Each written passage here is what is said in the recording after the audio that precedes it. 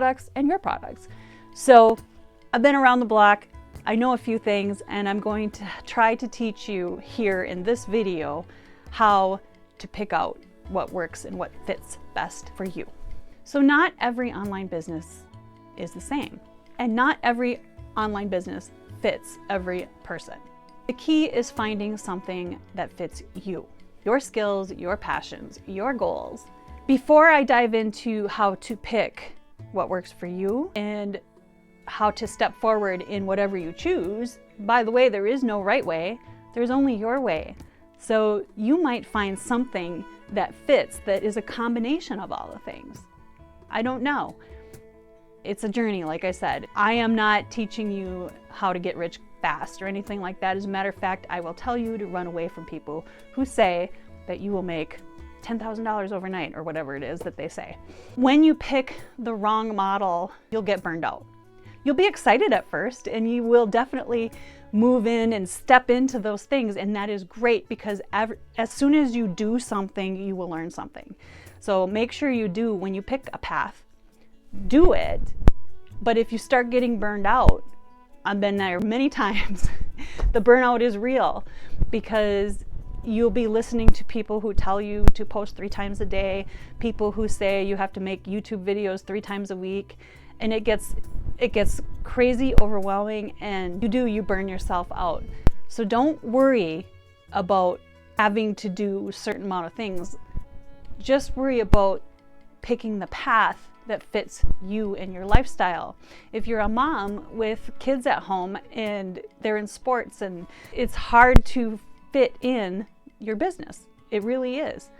But you can find the time in the little nooks and crannies of your day. My mentor Diane Hockman taught that many times over. You can go check out her channel too, and I'm sure you can find some of her videos where she talks about it.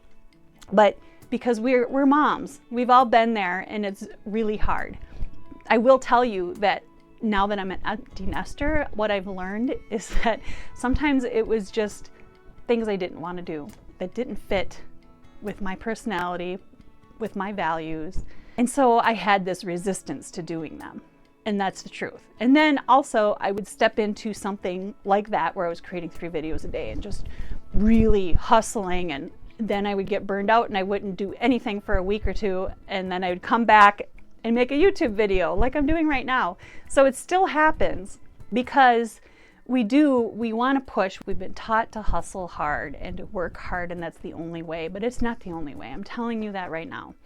So take a breath and let's dive into how to pick what works for you. I like the Ikigai approach, which I've seen lots of people do, and they don't always attribute it to the Japanese method of finding your purpose, but that's what it is. So I'm going to draw you some pictures here. Hopefully we can see them. But so what you start out with is, what do you love? Make a list of all the things that you love. So make a list of the things that you love. What do you love to do? What are things that bring you joy? What are things that you would do even if you weren't paid? Me, I like teaching. So I would definitely put teaching in there because I do like teaching. I love teaching my kids. Of course, they're grown now. I still love guiding them in their adult life when they ask. I just have to remember to wait till they ask. So what do you love? And then, excuse my crooked circle, but what are you good at? I'll just call it skills. There are things that you are good at. So list all the things that you're good at. What do people ask you for advice on? Over and over again. What do they ask for your help on? And then, this isn't a very good diagram, but whatever, you'll get the point, right? You can go find Ikigai, by the way. I think it's spelled Ikagai,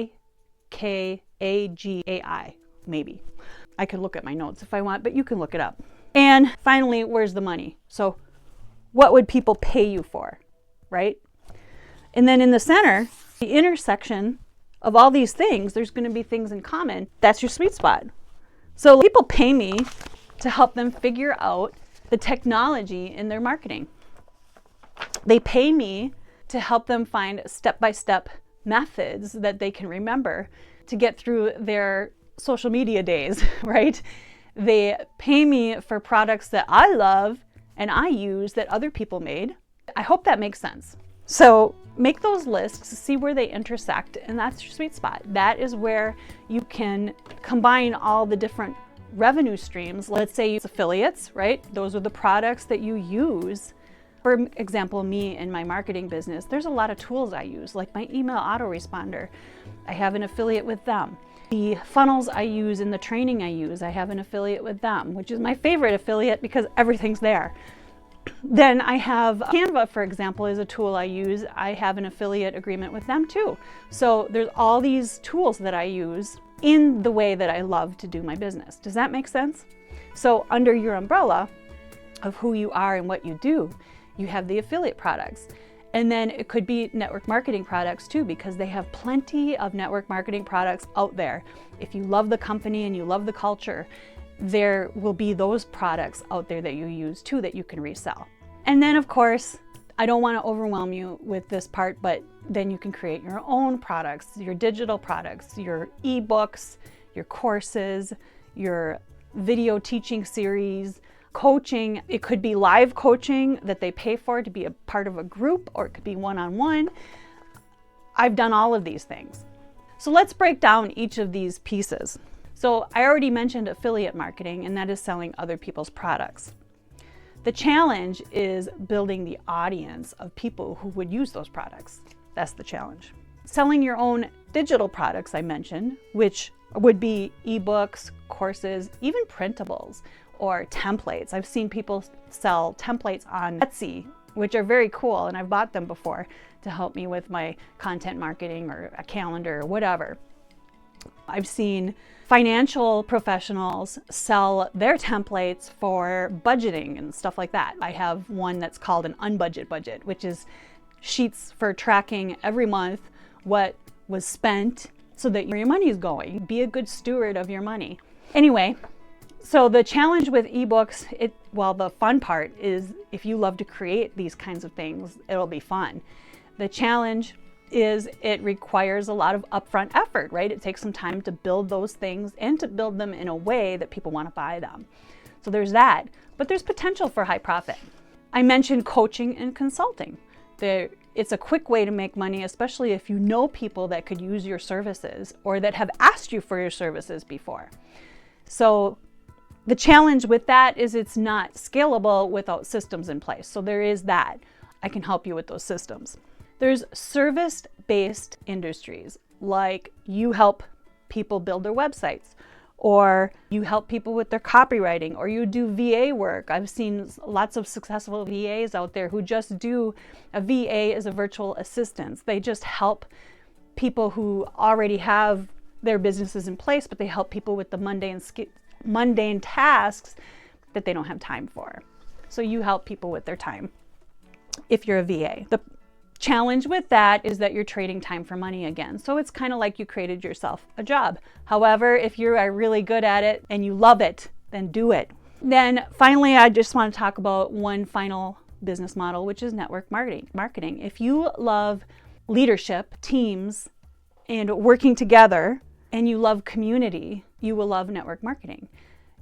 The challenge there is building your team, and it only works if you do it ethically long term, because if you're not doing ethically, it falls apart very quickly. And if you don't choose a company that aligns and products that aligns with your ethics and your values, then that won't be a long-term success either. That will crash and burn. But that's true, I'm going to point out, that's true of any model that you choose. Doing it unethically just won't last.